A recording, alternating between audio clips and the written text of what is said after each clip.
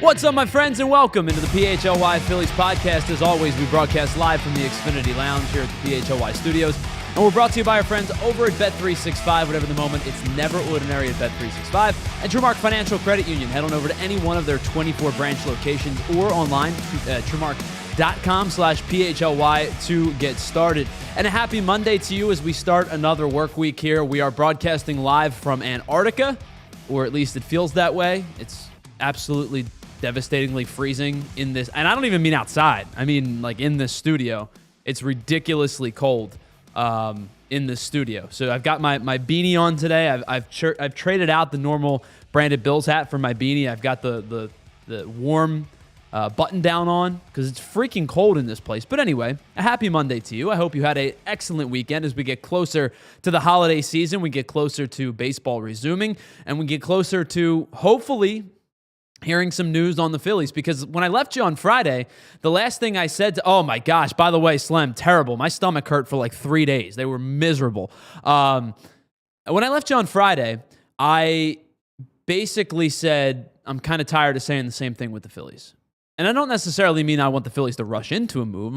I see some other moves happening across baseball, and the Phillies have kind of sat on their laurels. Now, I will say this. I'm not asking for a rushed move, and I'm not asking for any move, but I'm asking for, feels like something, right? But we have had a lot of moves happen across Major League Baseball, and we'll talk about those things that have happened, the Phillies moves that have not transpired as of late. The latest news on Kyle Schwarber. We have a ton to get into as the winter meetings have officially started today, and we'll go on for the rest of the week. Maybe we'll get some updates over the next couple of days or so. But here's what's coming up on the PHLY Phillies Podcast. I have to start today's show with the discussion that we've had time and time again. It's the Hall of Fame conversation with Barry Bonds and Jeff Kent and Roger Clemens and Carlos Delgado and everybody else that was on the ballot, but specifically surrounding the Barry Bonds conversation. We have to get to that because I'm really, quite frankly, I'm tired of having the conversation, and I don't think I'm going to need to have it again until 2031, but I'm tired of having the same conversation and using the same phrasing to discuss a guy who is not in the Hall of Fame that at some point needs to be voted into the Hall of Fame. Later on in the show, we'll get into the trade that sends top 100 prospect Harry Ford, the catching prospect, their number 4 prospect from the Seattle Mariners, to the Washington Nationals. Not only how it impacts baseball, but specifically how it impacts the Phillies, because that is a name that I did expect the Phillies to check in on if they were going to be in the trade market for a catcher. We'll get you caught up on all of the latest around MLB's hot stove, including the Pittsburgh Pirates' official offer for Kyle Schwarber, which, good for them. They're trying. But we'll talk more about that on the show as well. So a very happy Monday to you. Tyler Zulli here on today's show. We have had a carousel of producers. Today's big thanks goes to Bree Savarino for producing today's show. So Bree, I know you've got a million things going on today. I'm really appreciative of you being here. And thank you to everybody in the chat for hanging out with us. Andrew's out, so I was on the Anthony Gargano show, so we pushed this show back a half an hour to give Bree and myself some flexibility to run this show. Bree's running the Sixers tonight. We've got a slew of Eagles shows coming up. Everybody's all over the place, so big kudos to everybody on the production staff of here at PHLY to keep things running tonight, especially with the Monday Night Football in hand. Let's get to the first segment of today's show. Jeff Kent has been elected to Major League Baseball's Hall of Fame by the Contemporary Ballot Committee. First and foremost, before we get to anything else, I would like to say a congratulations to Jeff Kent. This is not Jeff Kent slander show. This is not meant to compare Jeff Kent to the players that did not get in. Whether you believe Jeff Kent's a Hall of Famer or not, that's your opinion. And I have an opinion on if I think Jeff Kent's a Hall of Famer or not. My answer, I lean no. I think he's a really, really good player who had a very long and pretty extensively successful career. He leads Major League Baseball for most home runs by a second baseman ever. He drove in over 1,500 runs and had an OPS of over 850 in his career. That home run, OPS, and RBI number are all tops for players who primarily played second base all time. And I do believe that positional comparisons matter when you think about entering the Hall of Fame. And what I mean by that is comparing a player to the players at that position that are already members of the Hall of Fame. I saw our old friend John Foley tweet out, this gives Chase Utley another leg up in the Hall of Fame voting. And I tend to agree. Do I think Chase Utley's a Hall of Famer? I don't. But I think that if Jeff Kent got in, you can compare the numbers and say that Chase Utley is a deserving as a player as Jeff Kent is, and you could have that conversation as well. But that's not why we're here today. But I did want to put a little bit of a caveat to this to give the flowers to Jeff Kent, because it's a congratulations that he was elected into the Hall of Fame. This is not slander towards Jeff Kent Day. But there is a big discrepancy between the thought process of voters and the thought process of a majority of Major League Baseball fans throughout Major League Baseball. And that is the discrepancy between Barry Bonds being or not being in the Hall of Fame. So there were 16 people who voted in this contemporary era committee. 7 are former players: Fergie Jenkins, Jim Catt, Juan Marichal, Tony Perez, Ozzie Smith, Alan Trammell, and Robin Yates. You know all those names. Big names in their own right. 6 Major League executives were on this ballot as well: Mark Attanasio, Doug Melvin, Art Moreno, Kim Ang, Tony Reagans, and Terry Ryan. And there were 3 media members and historians on this list: the great Jason Stark, Tyler Kepner, and Steve Hurt. I give you those names to give you an understanding of who was voting on this ballot. It was 16 people who have been lifelong baseball people. Whether it's players, executives, writers, or historians, these are 16 people who have been around the game for as long as this group has. Hall of Famers in both playing and in executives and in writers, and it's a group who have dedicated their professional lives to the game of baseball and to Major League Baseball. I give you their names not to be angry at them, not to be scornful at them, but I give you their names to give you an understanding that they are people who know the ins and outs of this game better than most across planet Earth. With that being said, once again, we have hindered perhaps the greatest hitter in the history of baseball from being a member of the Hall of Fame. I know for a fact the greatest hitter of my generation, of my lifetime, the greatest hitter that I ever watched play the game with my own eyeballs is Barry Bonds. And I understand that the discourse around PEDs and steroid use will never go away. And for a lot of people, that is an open and closed case on the Hall of Fame case of Barry Bonds. However, I refuse to tell the story of Major League Baseball without one of the greatest hitters to ever walk the planet in Barry Bonds. I refuse to tell the story of the game of Major League Baseball to this point without the numbers that Barry Bonds has produced. These are the numbers across Barry Bonds' historic and almost certainly top 5 greatest player ever career for a Major League player. 762 home runs across 2,986 games played. He is the leader across Major League Baseball in home runs, MVPs, Silver Sluggers, single season home run, walks, intentional walks, and WAR. If you're a big WAR fan, he's number 1 all time. He has a career batting average just shy of 300. That's probably his least impressive statistical feat. He has a career 444 OPS because of the ridiculous amount of walks that he drew throughout his career. But the greatest feat that Barry Bonds can put together, in my opinion, is a 2,986 game career with a above 1 OPS. For his almost 3,000 game, almost 10,000 at bat, and I'm not talking plate appearances because you know the walks are in there, over almost a 10,000 at bat career, Barry Bonds posted a 1.051 OPS. He's 4 RBIs short of 2,000. He has 1,450 extra base hits, and as we pointed out at the bottom, 7 MVPs, 12 Silver Sluggers, 8 Gold Gloves, and 14 All-Star selections. Again, if you are somebody who believes that connection to steroid use and connection to PED use is an immediate ban into the Hall of Fame, then this conversation, I'm sorry, is probably not for you. I have no issue with you having that stance. I have no problem with you being somebody who thinks that it was a tarnishment of the game. And if you do, I think that you and I probably will not ever see eye to eye in this conversation. And that's okay. That's the part of this discourse that makes the argument a good time to have the conversation. Anytime Barry Bonds or Mark McGwire or Sammy Sosa or Roger Clemens or any of those guys connected to the Balco report or the Mitchell report, anytime their names come up, I understand that you're going to kind of slant towards that side of the argument and say you don't believe that PED users or connected PED users should be in the Hall of Fame.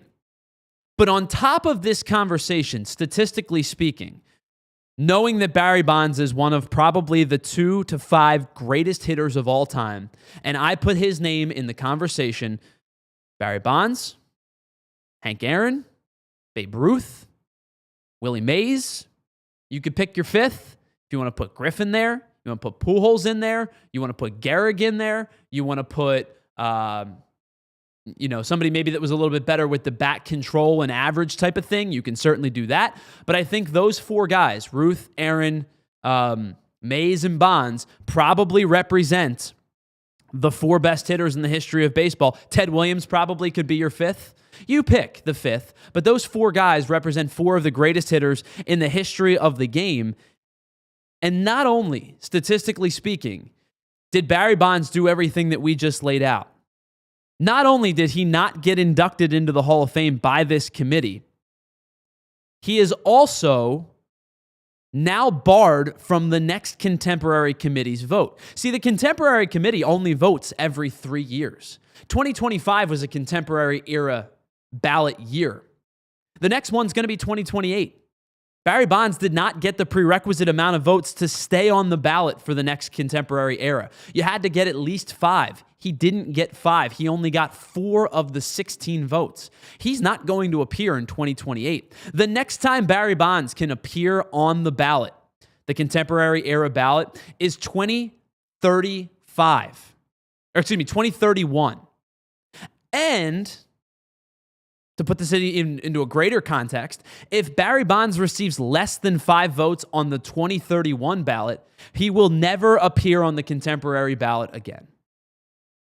I find it extremely hard to believe and extremely hard to wrap my head around the fact that perhaps the greatest hitter of my lifetime, perhaps the greatest hitter in the history of baseball, may not be on a Hall of Fame ballot ever again in the next 6 years. I won't be 40 when that happens. Do you know what Barry Bonds was doing at his age 40 season? Winning MVPs. Not only does he have 7 MVPs, he won 4 in a row. No other player until Shohei Ohtani had 4, period. He won 4 in a row. And all of this is me riffing to say, I get that the argument about PED connection and steroid connection is there, it's real, and it will never go away. However, I refuse to believe that the baseball story is not written and told without one of the 5 greatest hitters to ever walk the planet. Now, if you're somebody who is a pretty consistent viewer or listener of this show, I'm going to apologize to you in advance for what I'm about to say, because it's something you've heard me say before, but I think it's an important piece to this conversation. The perpetuation of steroid use in PEDs in the 90s post-MLB strike was rampant and obvious. Steroids weren't directly encouraged because that would be a bad look for baseball and it would be stupid for Bud Selig and Major League Baseball. But there's no question in my mind that the big brass of Major League Baseball at the time turned a blind eye to steroid use because home runs and power were a huge player in bringing fans back to Major League Baseball post-lockout. Baseball felt like it was almost dying. The lockout hit it even further. And when you see commercials from the late 90s that featured Greg Maddux and John Smoltz and Tom Glavine using the phrase, and apologies for the crudeness of it, it was a phrase that was used in the 90s, and it is a little bit crude today, but I apologize in advance. But using the phrase, chicks dig the long ball, it was a commercial used to say Power was bringing baseball back. You all remember the summer of 98, right? The Mark McGwire, Sammy Sosa summer. The chase to 70. We remember it like it was yesterday. I was only 5 years old, and I remember watching ESPN with my dad and seeing the Mark McGwire, Sammy Sosa highlights, basically like pinpoint side by side. Sosa hit one. McGwire hit two. Sosa hit 5 in 3 days. McGwire hit 7 in a week.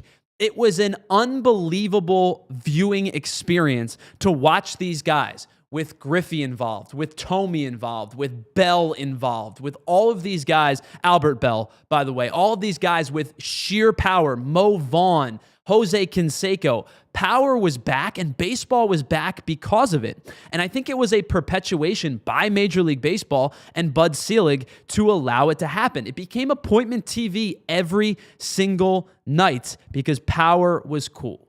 Now, I am in no way advocating cheating or the use of PEDs. I want to make that very, very clear. I think that there is a spot in baseball now that PED use and steroid use connection to those things is vehemently frowned upon because we have consistent testing and reports that back up those notions, and basically saying we have moved beyond that conversation to get to where we are today as a game of baseball. But what I am insinuating is that the league turned a blind eye to steroid use until testing began in 2003, until the Balco report surfaced, and then on the largest scale, the 409-page summary known as the Mitchell Report.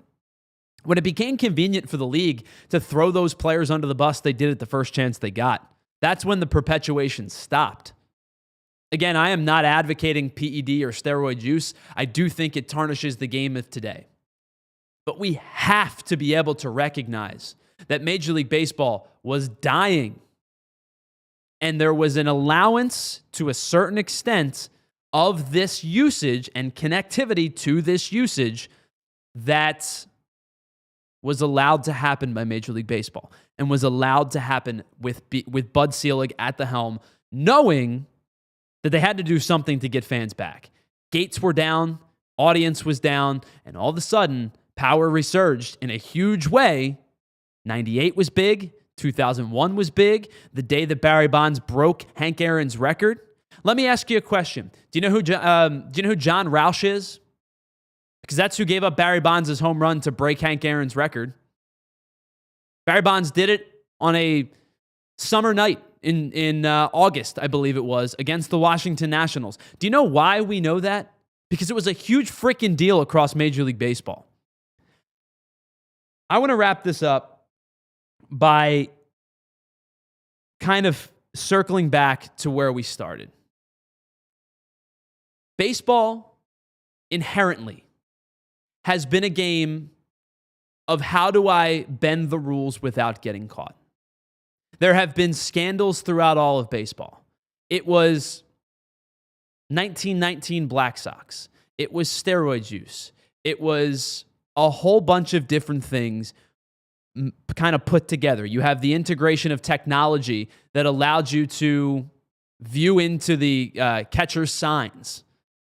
There was the Houston Astros trash can banging scandal. The Boston Red Sox were tied up in it. Heck, even the Phillies got a complaint at one point about stealing signs from center field. There's always been an inherent, maybe not so hidden if you ain't cheating, you ain't trying type of thing. I do not believe steroids are good for baseball today. I'm going to make that extremely clear. But I do understand that Major League Baseball has had an issue with these things for a long time. And in that particular stretch where Barry Bonds was at his peak, whether his connection to steroid usage or not is confirmed, is allowed, is perpetuated, you cannot tell the story about Major League Baseball without maybe one of the greatest hitters to ever walk the planet. Barry Bonds should be a Hall of Famer. There's no question about it. And whether you want to make the steroid era wing, do it. You want to make the asterisk wing, do it. But I think without Barry Bonds, the story of Major League Baseball is not complete. And I think the reality is we're going to get one more chance to see if that thought process changes across the guys that voted. I don't know if it's going to happen. I'll be honest with you. I'm preparing myself for in 2031, God give me the opportunity to still be on these airwaves in 2031. I'm prepared to have a conversation that Barry Bonds will never be on the Hall of Fame ballot ever again. And that's weird to me. And I know I just rambled for 21 straight minutes. We have a lot of bills to pay. We're going to get caught up on the other side of conversation with MLB's hot stove, with the trade that went down, with the conversation about Matt Strahm. We will do it all on the other side. It's the PHLY Phillies Podcast. We broadcast live from the Xfinity Lounge, and we will be right back after this.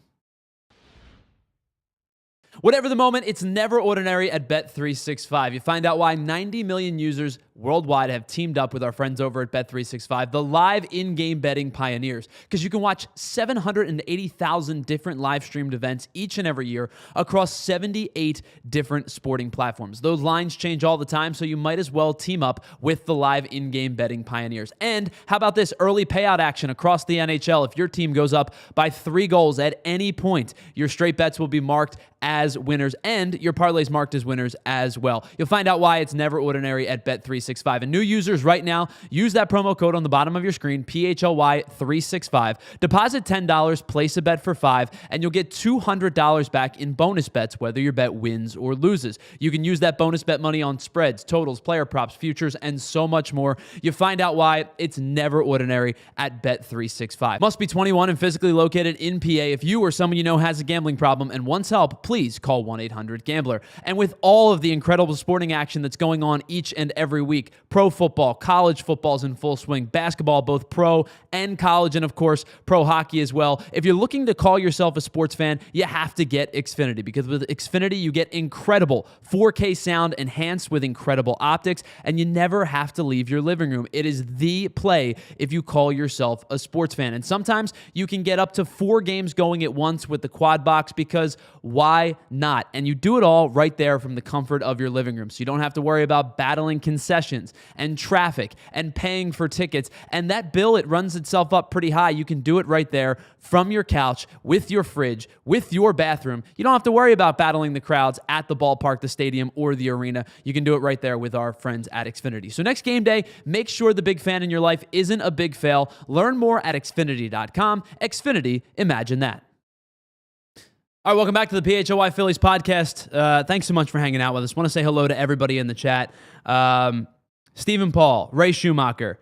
You know, the thing with the ats, I don't see everybody's names anymore. I just see their at titles. So apologies if I don't remember exactly who pairs with the ats, but I will do my best to say hello to everybody. As I said, Ray Schumacher, Stephen Paul, X-Man333, Yam 999, Provolone John, Andrew Tiger, Chris Slem, Elephant in the Room. Just trying to run through everybody really quickly so I don't miss anybody. If I did, I'm extremely sorry. K-Red here earlier. William Hunter. Everybody that's been in the chat so far, thank you so much for making it a lively chat. I know RF was here earlier. Frank Barber here earlier. Thank you all for being a part of Broad Street Bullies. Thank you all for being a part of today's show. And one thing really quickly before we pivot to the Matt Strahm conversation, the interesting conversation I see going on in the chat right now is a true thing, and it does have some validity in Major League Baseball. And it's weird, is the writers holding grudges over players thing. Now, I will say this. I have argued for the character clause in Major League Baseball before for things outside of the game. Like, if you are a criminal, you know, like if you get charged with something, that's a character clause problem. That is something I will argue that should keep you out of the Hall of Fame. I'm just using that as a blanket example. I don't mean one person in particular, but I think you can, you have that blanket conversation that if you are charged with something like criminally, then yes. But I think the argument of like that guy scorned me when I was giving an interview. This guy was mean to us. I think that this guy is a bad, like just a kind of a crummy dude. That one doesn't hold as much water to me as like tangible things. Like there is a argument about Curt Schilling that goes on all the time.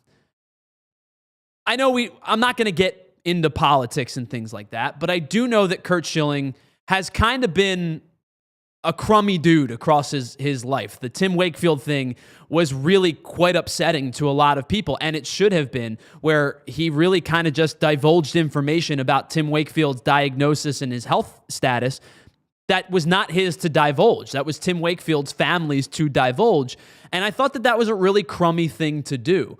And I think that, a guy like Curt Schilling has had a string of really crummy things that he's done. But I think with a guy like Curt Schilling, there's an argument of like, yeah, he's been a kind of crummy dude, but like he's not a criminal, right? He doesn't do things illegally, at least that we know of, right? I can't say that, at least that we know of, he hasn't done anything tangibly wrong. You talk about, do you agree or disagree with his political views? Yams brings it up. Broad Street Bullies points it out. Like, I don't want to hang out with Curt Schilling. Like, I don't want to be friends with him. And I think, again, the way that he handled Tim Wakefield's health diagnosis was wrong. But I think that there's a difference between that and doing something tangibly illegal or anything like that. That the holding grudges thing about players not giving me an interview, or they were mean to the media, or they were standoffish, or they were rude, like that thing's weird to me. That's you gotta grow up a little bit and look past just look at the numbers type of thing. Again, as opposed to if there was a tangible issue.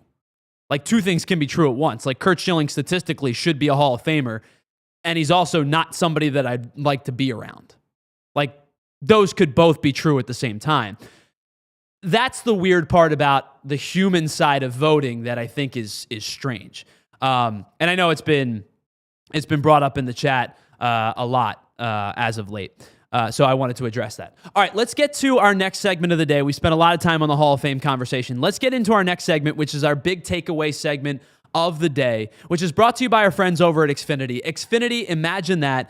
The big takeaway today for me is going to revolve around JT Realmuto, and we'll get to that in just a second. But first, I want to give you the context of why it's revolving around JT Realmuto, and it's that the Mariners ended up trading this weekend a top 100 prospect and their number 4 prospect, and a catching prospect at that, Harry Ford, to the Washington Nationals for left-handed reliever Jose Ferrer.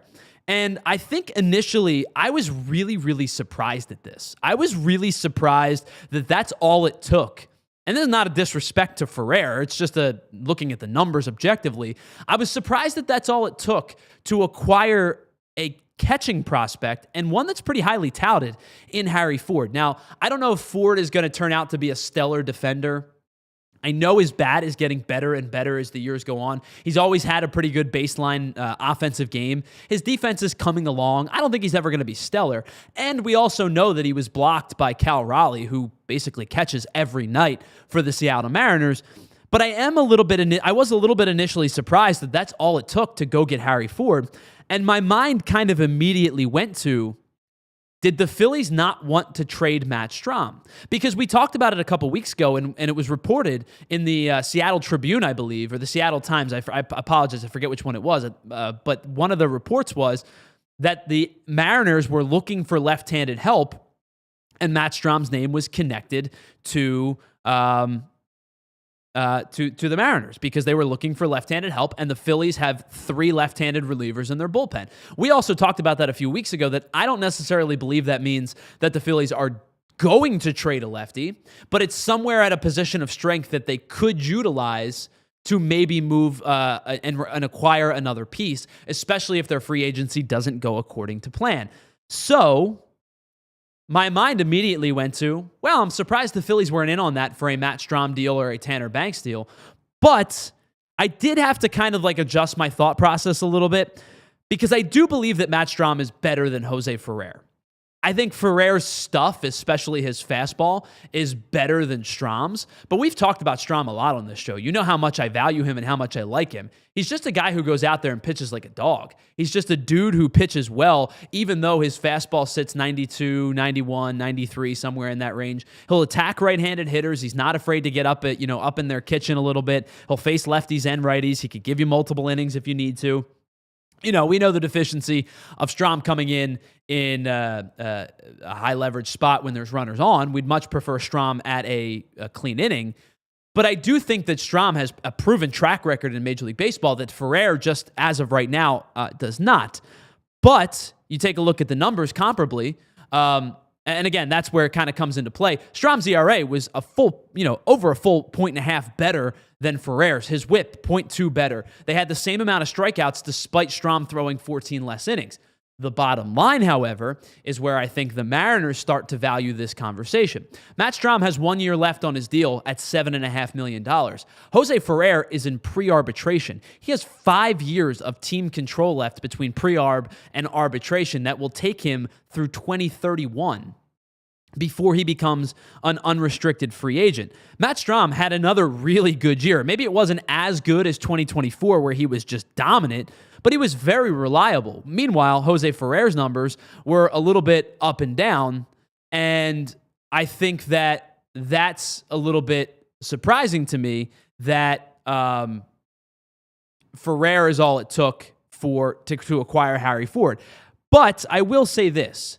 The guy that you saw in the first couple of months of the season, the Jose Ferrer that pitched on opening day, the guy that pitched against the Phillies in April, is not the same Jose Ferrer that pitched in the back half of the season. So over 3 appearances in the first couple weeks against the Phillies, he gave up 4 earned runs and 6 hits in just 2 1/3 innings pitched.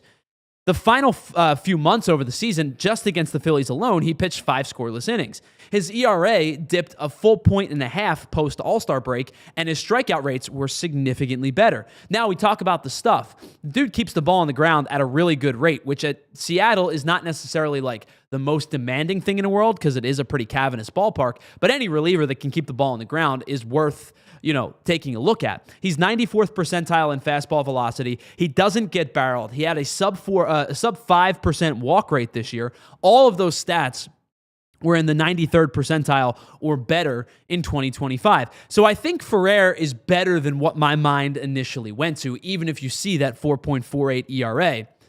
But with all of this, I still don't necessarily know if it's the proper trade value for the Seattle Mariners thinking about giving up a top 100 prospect and somebody at a position of value at the catcher position, even if he is blocked by Cal Raleigh. So I totally understand their thought of trying to get something for a guy that wasn't going to play, but I do think that it might be an overpay, even if it ends up being him settling into a nice role in the back end of the bullpen. But this is where we get to the Phillies. This is where we get to the big takeaway segment of the day. I needed to lay the groundwork of that conversation to get to where we're getting to. This tells me one thing above all else. The Phillies believe they're bringing JT Realmuto back. The Phillies believe that at some point in the next few weeks, JT is going to re-sign with them, and he's going to be their catcher, their starting catcher, at least for the next 2 seasons. Not because I think or they think that Harry Ford is definitively the best catcher available on the trade market, not because they don't value any of the catchers in free agency, but because teams that could potentially acquire a critical positional need after not needing to worry about it for basically the last decade, almost the last decade, the way that the Phillies have with JT Realmuto, would move a reliever, especially a reliever, on the final year of his contract to acquire a guy that could potentially be an everyday catcher for the better part of a decade in Harry Ford. If the Phillies were offered Harry Ford for Matt Strahm or Harry Ford for Tanner Banks and did not believe that they weren't going to bring back JT Realmuto, I think they would have done it. I think they would have done it specifically for Matt Strahm on the final year of his deal in a heartbeat. But because they didn't, and I'm not saying that they were definitively tied to Harry Ford the way that this trade lays out, but I believe that what this is telling you is that the Phillies are 100% convinced that JT Realmuto is going to be their starting catcher in 2026, or they have a definitive backup plan in place that did not contain or include Harry Ford being in that conversation. And again, if you're the Seattle Mariners, you look at Ferrer and you compare him to Strahm, and while I believe Strahm to be the better player, at this very moment, not maybe through the course of their career, maybe Ferrer continues to get better, but over the last 2 seasons, you've seen Strahm be a pretty productive member of the back end of the Phillies bullpen. I think the Mariners looked at this and went, we're going to go and take the opportunity to have a guy with 5 years of team control, 5 years of pre-arb and arbitration, where we know we're going to be able to kind of dictate what his salary looks like all the way through 2031. If the options are Matt Strahm or Jose Ferrer, contractually, Ferrer makes way more sense. If you're thinking about next year, a team that was on the doorstep of a World Series appearance, then I would understand why you would think about Matt Strahm, who would probably make the most sense for 2026 exclusively. But then you have to worry about free agency and all of that to move forward after the 2026 season. If Matt Strahm was available in trade markets, which he may be and he may not be, a catching prospect would have made a ton of sense to acquire, which tells me that either the Mariners weren't as interested in Matt Strahm as they were in Ferrer specifically for the contractual numbers that are attached, or the Phillies truly believe they know what their catching future lies. And I think it makes the most sense that they believe that JT is going to be their catcher in 26. I don't know how many years they end up signing for, and I don't know what monetary value they sign him for, but I think that tells me the Phillies believe that JT Realmuto is their catcher in 2026, and perhaps even into 2027 as well. All right, let's pause on the other side. We still have to get to the Kyle Schwarber conversation as he continues to be paired with the Pittsburgh Pirates. We'll talk more about that on the other side and go with a roundtable throughout the rest of the winter meetings conversation as well. It's the PHLY Phillies Podcast. We broadcast live from the Xfinity Lounge, and we'll be right back after this. Whether your team wins or not, there's always another way to win with our friends over at the BetParx Casino and online casino app. You can check out some incredible new casino games like Huff and More Puff and Fireblaze Sky Queen. That one right there, it's a BetParx exclusive. The only place you're going to get it is with our friends over at BetParx. And that's just a small reason as to why BetParx is the only casino app that I would choose to play any of my favorite games like blackjack, roulette, craps, poker, baccarat, and hot online slots like Cash Eruption and 88 Fortune, and some incredible slot games that are based on your favorite streaming shows like The Walking Dead, Squid Game, Peaky Blinders, and so much more. And how about this? Right now, new users get up to $1,000 casino bonus back if you're down in the first 24 hours. Just head on over to betparx.com to download the app right now and enjoy all of the action and the excitement right there from your fingertips. You must be 21 and in PA, New Jersey, Maryland, or Michigan for BetParx. You love to play. You play to win. You bet BetParx. Gambling problem? Call 1-800-GAMBLER. And listen, we all know that feeling, the feeling when you're thinking about getting ready to pop the question to your special someone and all of those questions flood your mind. How much am I able to spend? What am I going to get for the value? What are the 5 C's? It's a lot of overwhelming process to get you to that happy day. That's where our friends at Bucci's Jewelry and Design come in. It's Joe and Michelle. They're a team that's been working together for over 30 years, and they stand the test of time because they're people that love what they do and do what they love. They're going to make you feel not just like a customer, but like family as well. And when you walk into the store, they are going to treat you like one of one. They'll listen to your goals, and then they will set an incredible custom experience done right there in-house in the store. Bucci's Jewelry and Design, 30 plus years in the game, voted Philly's #1 jewelry store year after year, have over 1,000 5-star reviews, and of course, they speak for themselves. Check them out at BucciJewelers.com today and tell them that we here at PHLY sent you. All right, welcome back to the PHLY Phillies Podcast. Tyler Zulli hanging out with you for another 20 minutes. I'm so screwed up with the time right now. The half an hour time pushback. I'm like, oh yeah, 1:09. Oh wait, we only have 20 minutes left in the show. I got to get going. Anyway, I wanted to make mention that, yes, I am wearing the flannel today. I feel like I'm in my Paul Bunyan era. I actually had a different one on, and then Bree and I went to do the test shoot before the show.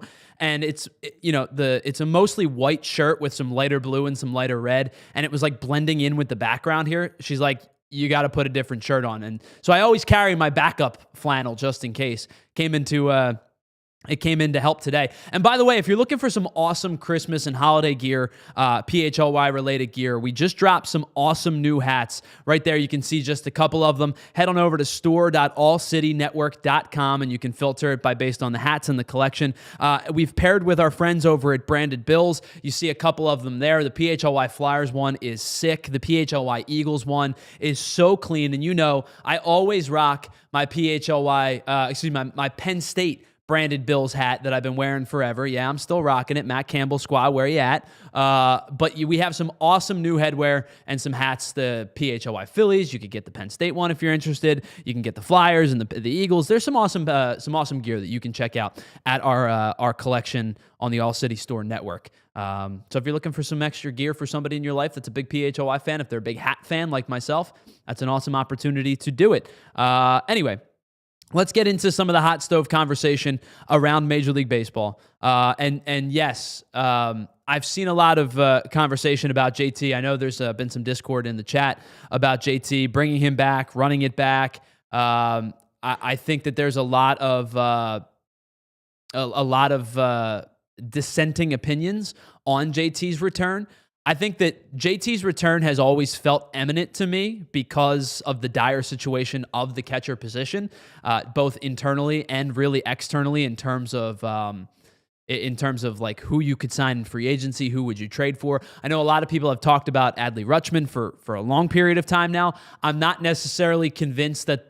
It's not that I don't think the Phillies would be interested in Rutschman. I think the Orioles are not as interested in moving him as we have maybe come to expect. But I do think there would be interest with the Phillies if the Orioles made Rutschman available. I just think their best way to go forward is to do a little 50-50 with Rutschman and Basayo at DH and at catcher, and you could kind of keep both the guys fresh, and you can figure out what kind of catcher Basayo is defensively as you grow, and allow Rutschman to do, kind of handle the bulk of the defensive duties, and Basayo's bat still stays in the lineup.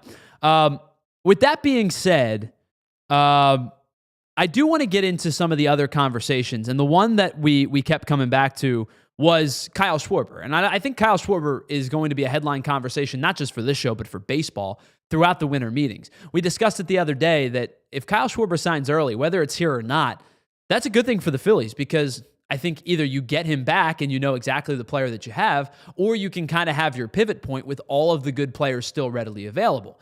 Now, the latest report, and I guess I shouldn't say the latest report, is because they've been tied to the Kyle Schwarber sweepstakes for a while, and maybe it's a congratulations, you tried Bart Simpson cake meme, but the Pirates still remain connected to Kyle Schwarber, and the report was that the Pirates offered him a 4-year, $100 million deal, or maybe even more if you, depending on what reports you follow. But it was at least a 4-year deal worth $100 million. And that's not anything to scoff at. $25 million a season is a lot of money. And for the Pittsburgh Pirates, it's definitely a lot of money. But as Broad Street Bully points out in the chat, that makes it the starting point. Because that's the low offer, in my opinion. That's the one that I think Pittsburgh is doing this intentionally. I think Pittsburgh knows they don't have a chance at Kyle Schwarber unless they decided they were going to give him $50 million a season. I think that they know they don't have a chance with Kyle Schwarber, but I think what it does is allow them to say, we tried. And that at least holds some water with a fan base that is getting continuously growingly frustrated with Bob Nutting and the ownership group of the Pittsburgh Pirates because they refuse to spend money. We've talked about the Ivan Nova thing several times. That's the last player that they signed that wasn't a re-sign to a multi-year deal. That happened in 2016. We're talking about getting on the doorstep of 10 years now. They're trying to set the market price. They want to be able to say, hey, we tried. We offered a contract. Sure, it was below market value. Sure, it was what the Mets didn't offer or the Red Sox didn't offer or the Phillies didn't offer or whomever ends up actually signing Kyle Schwarber. But I think with their fans, it offers some goodwill. I think with their fans, it says, we gave it a shot. We tried. Look, we're making an effort. We want to keep Paul Skeens. We want to make sure O'Neal Cruz is happy. We want to make sure some of our young prospects are in a spot where they feel like they could be a part of the future forever. $25 million is not going to get a deal with Kyle Schwarber done. We talked to David Murphy today on the Anthony Gargano show, and he gave a number that I thought was even low. He gave a number of 5 for, I think it was 5 for 130, I believe his number was. I have routinely said, I think it's 4 for 130. And that to me, and I don't mean it's necessarily 4 years. I think you could get a 5th year in that contract. But the number, the AAV, probably sits with a 3 to start it. So if you're thinking about a 5-year deal, I think you're probably talking more 5 to 150. I think you're talking so like the 4 for 135, I believe, comes out to be the $32.5 million a year that we talked about. If it's $32.5 million a year over 5 years, just to do some quick math, that's $162.5 million. I don't know if it's necessarily that high, but I do think if it's a 5-year deal, you are talking about a baseline of $30 million a season. And as Provolone John points out, like Provolone John's in Pittsburgh. And it seems like nobody is buying that Bob Nutting is trying to get into the conversation out there. I can't blame you if you feel that, like if Pirates fans feel that way. It's been a constant like year after year of, hey man, we had this really good player. When are they trading him? Garrett Cole, Paul Skeens is now in that conversation. It's just a matter of time, right? That it feels like a when, not an if, when they're going to move some of these players. Internally, the conversation should be, hey, we've had the opportunity to draft pretty high, pretty consistently, and we get the competitive balance pick, which gives us another pick pretty early in the draft. We're going to pick probably 3 times in the top 60. I know it's an inexact science, and really, quite frankly, it's a crapshoot when it comes to the Major League Draft, but that gives you a leg up on a lot of the competition when you're coming to have the conversation about young, cheap, controllable talent. It seems weird to me that team just won't spend any money. But I think what they're trying to convey is, hey, we'll spend our money. I know, Provolone John, I know you're not a Pirates fan. You're speaking for the conglomerate of Pirates fans out there. I'd be frustrated if I was a Pirates fan. As somebody who adores this game, if I sat out there every summer and went, oh, what's the inevitability of Paul Skeens being a Yankee? Or what's the inevitability of Garrett Cole going to Houston? Or when they do finally make a big-time trade, now this happened 7 or 8 years ago at this point, but when they do finally make a big-time trade, they go out and acquire Chris Archer, and they give up Tyler Glasnow in the process. And they give up Austin Meadows in the process. Now, Austin Meadows ended up not being the guy that, I think a lot of people expected him to be, but you give up a legit starter in Tyler Glasnow for Chris Archer. It was a bad deal at the time. It gets worse and worse as the years go on. I don't think Pittsburgh's in play for Kyle Schwarber. What I think they're trying to do is say, hey, we tried. I have maintained for a while, I think the likeliest outcome is Kyle Schwarber is back with the Phillies, and I do think it's on about $30 to $35 million a season, but the next likeliest outcome does not include Pittsburgh, and the next 10 likeliest outcomes don't include Pittsburgh. I would bet you the next 20 outcomes don't include Pittsburgh. I see what they're doing. I see that they're trying. But it seems to me like it's a very thinly veiled try, quote unquote. Kyle Schwarber's not going to be a Pittsburgh Pirate. They'd have to offer him $10 million more per season than everybody else. Kyle Schwarber is either, in my opinion, going to be a Philly. Here's my order, and I'll rank it for you. Phillies 1. I would go Mets 2, Red Sox 3, Cubs 4, Reds 5. That would be my guess. Just an educated guess based on who I think ends up in that signing. I would go that top 3, Phillies, Mets, Red Sox, above everybody else. And then you could add in the Reds and the Cubs, probably in that tier 2. I would go Cubs tier 2, Reds tier 3. I don't know if anybody else is like lurking in the bushes type of thing for Kyle Schwarber. Everybody's going to be interested. Do you want to add another left-handed power bat to New York in talking about the Yankees? I know Brian Cashman the other day talked about their left-handed heavy lineup. Obviously, they could spend the money. Sure, why not? You go get more power in Yankee Stadium, he'd hit 60 every year. But I don't think that they're a big enough player to be in that fold. I think the top 3 are the Phillies, the Mets, and the Red Sox. Pittsburgh, thanks for trying. I really appreciate it. I am kind of stunned that you're still here. I'm surprised that you haven't gone home yet. But thanks for being a part of the conversation. All right, let's pause on the other side. We'll wrap things up with a little bit of a rapid-fire roundtable of Major League Baseball on the hot stove, where we're at, what we're hearing, and things like that. As the winter meetings officially get underway today, and they're officially underway now, I think, as of a couple hours ago, we'll kind of wrap things up and put a bow on today's show with a little bit more of that. It's the PHLY Phillies Podcast. We broadcast live from the Xfinity Lounge, and we will be right back after this. Do you really want your starting shortstop taking innings on the mound? Of course you don't. It's not worth the time, the risk, or the money. You want to keep your stars focused on what they do best. The same goes for your business. You don't want your top people being buried in that mundane, everyday tasks that you have to focus on, but you want to make sure that your stars are able to do what they do best, which is stay fresh and stay focused on putting points on the board. That's where our friends at Togo come in. It's an integrated part of your team that work with your starters and take this stuff off their plate that they just don't have time for so that they can focus on what really pushes your business forward. Every engagement starts with a free process mapping and engineering. There is no cost or commitment to you until you sign on the dotted line, and they don't bill you until your work begins. And with programs starting as low as $1,000, it's not going to break the bank. Each Togo program includes dedicated staff, custom automations, and US-based process engineers who work with you every step of the way. Togo turns your playbook into performance. You call the plays, they execute it along the way, and they advise you on your journey. Visit harnesstogo.com to get started, scale smarter, work faster, and stay focused on winning.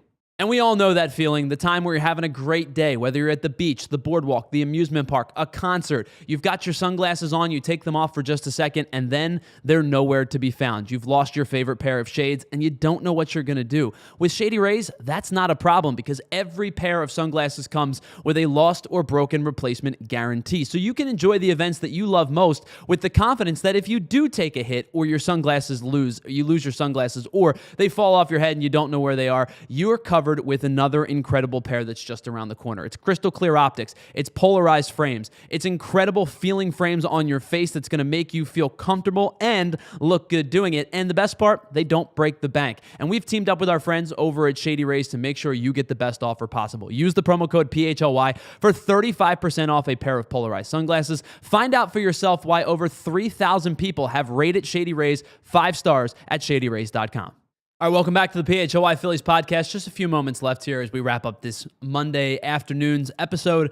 I love this time of year for hot stove conversation. I do think it drags a little bit, but I love this time of year when you get conflicting reports, especially when you end up seeing two reporters who are both well-respected basically say, nah, that didn't happen. So to put that into context of what we're talking about, Bob Nightingale reported a couple days ago, actually it may have been yesterday, that nothing was done officially, but Zach Gallen was in the conversation to be signing a multi-year deal with the Chicago Cubs. Or excuse me, yeah, with the Chicago Cubs. I apologize.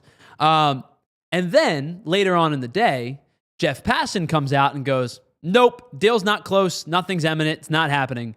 And I think that this time is just so funny because you get conflicting reports. You see stuff that piques your interest, and then all of a sudden somebody else refutes it. And it's like, which of these guys am I going with? Which one's the right report? Who's going to end up having to issue the apology? Who's going to delete their tweet? Or who's going to stand by their tweet? I always find it to be funny.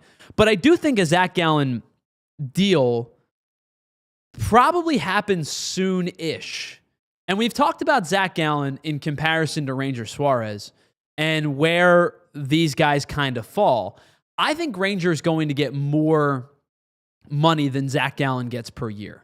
Now, the report was by all estimates that it was about $22-ish million per season for Zach Gallen. Now, again, proves to be not factual at this moment, but as Ray points out, usually there's fire to smoke somewhere.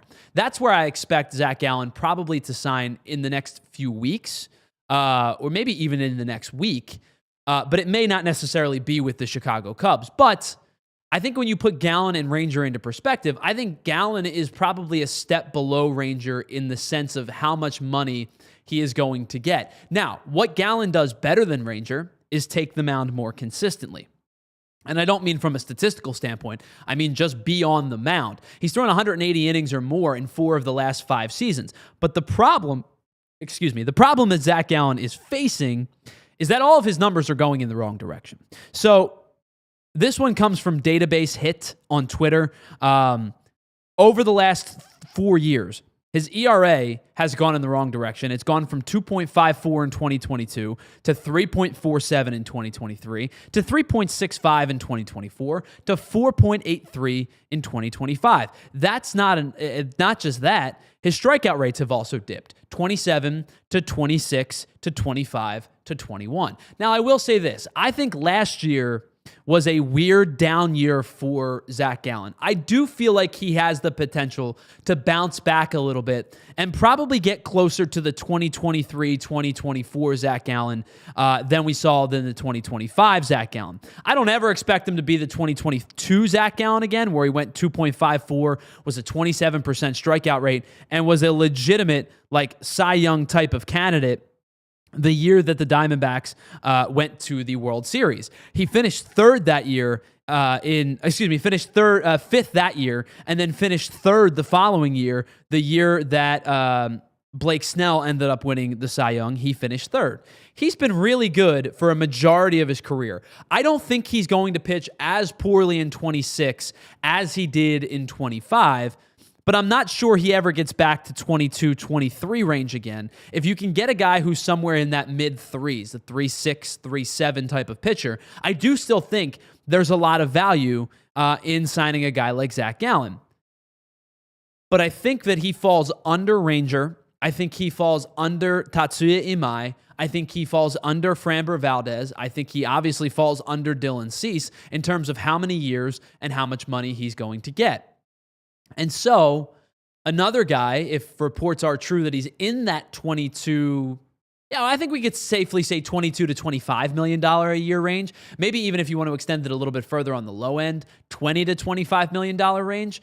I think that sets the threshold for a Ranger Suarez contract, where Ranger might get $25 to $28 million, where Framber might get 27 to 30, where Cease got 30, but he got the 7-year deal for $210 million. I think all of these puzzle pieces start to put themselves into perspective, and you get an understanding of where a guy like Ranger Suarez might end up, falling in terms of how much money he's going to make and how many years that he is going to get. So I think that, when you include postseason, Zach Gallen's made well over 150 playoff appearances. Ranger Suarez, meanwhile, does not have that same number over the last, let's say 6 seasons or so. I believe it's 6 years. Ranger Suarez does not have that same amount of appearances. Broad Street Bullies brings up an excellent point. Ranger becomes a dog in the postseason. That's going to mean something. Ranger's strikeout numbers are going to mean something. Ranger's ground ball rate is going to mean something. You put all of those things on the scale, the pros of Ranger Suarez, the cons of Ranger Suarez, and I think the pros still heavily outweigh the cons, and it's why he's probably going to get, in my estimation, 4 to 5 years and $25 to $28 million per season. Ranger Suarez is going to make a lot of money. And it's why I think the Phillies are probably not going to be the team to do it. But I think every time you get these connections, whether they end up being true or not, you get a little extra piece of that puzzle that fits the conversation of how much money the guy that you are talking about is going to get. Andrew, that's a lot of years. I mean, I think that, per year, that annual basis, Andrew Tiger says 7 for 175. That comes out to be $25 million a season. I have no issue with $25 million a season. I would be shocked if he gets 7 based on his age at 30. But if you're right, and I'll get kudos to you. If you're right, we'll give you that shout out, because I don't think I would go as high as 7. I don't think any team goes as high as 7. But if you're interested in locking up a guy who keeps the ball on the ground, doesn't give up hard contact, has a 5 or 6 pitch mix that you can rely upon, if you're interested in giving that many years, if a team wants to do it, I think that's the contract Ranger would certainly sign. I don't necessarily think he gets 7, but I do think the 25 to 28 million a year is pretty much right on where I think he will end up getting. But I'll be interested to see.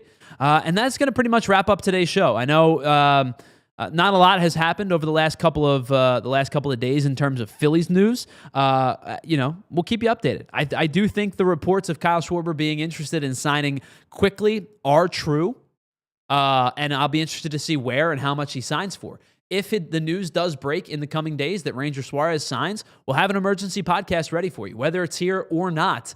We'll have an emergency podcast ready for you for Ranger Suarez, for Kyle Schwarber, for JT Realmuto, and any of the players that the Phillies end up signing that have big names attached to them at all. We'll do it all. I can't wait to continue to talk to you over the offseason about how the hot stove heats up. So a big thank you to everybody who hung out with us in the chat today. It was a very lively chat, from the Barry Bonds discourse to Matt Strahm and Jose Ferrer paired with Harry Ford, to this conversation about Kyle Schwarber and where he may end up landing, and all of the reports that are happening now with the hot stove going on. So big thanks to everybody in the chat. We hope to see you again on Wednesday afternoon. A big thank you to Bree Savarino for producing today's show. Stick around for the PHLY Eagles show coming up in about a half an hour. The PHLY Sixers show is live at 3 o'clock. And then, no PHLY Eagles show today. There's a pre- and post-game show. That's my bad. So the next live show, Bree, you will be producing, is the PHLY Sixers show. So thank you so much for producing the Phillies today. Eagles pregame show at 7:30. Halftime show at about 9:45, and then 15 minutes after the end of the game, PHLY Eagles post-game show with Vinny Curry, check-ins from EJ Smith, of course, with Bo Wolf and Fran Duffy and Jamie Lynch. You don't want to miss that. That'll be tonight after Monday Night Football. Enjoy the Monday Night Football game between the Eagles and the Chargers. We'll talk to you again on Wednesday. Have an excellent Monday, and we will be back at our regularly scheduled time at noon on Wednesday here for the PHLY Phillies podcast. We'll talk to you then. See ya. We all silly like the mayor.